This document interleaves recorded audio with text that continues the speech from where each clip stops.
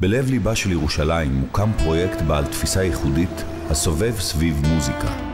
הפרויקט ממוקם בשכונת נחלת שבעה בין רחוב שמאי לרחוב הלל, בסמוך לרחוב יואל סלומון, רחוב יפו ורחוב בן יהודה. במרכז הפרויקט בימת מופעים הנצפית מכל המסעדות מסביב, 350 מקומות ישיבה. בר, ג'אז ומסעדה חלבית. אודיטוריום הכולל כ-300 מקומות ישיבה.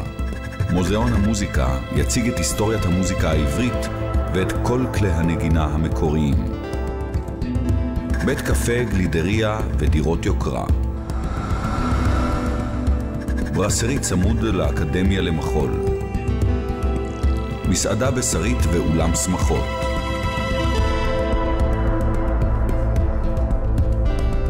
אקדמיה למוזיקה ודרמה, בוטיק וגלריה לאומנות המוזיקה. מלון ייחודי אשר יעוצב בהשראת המוזיקה, חניון לנוחיות המבקרים. כיכר המוזיקה, החלום לקירוב לבבות אמיתי.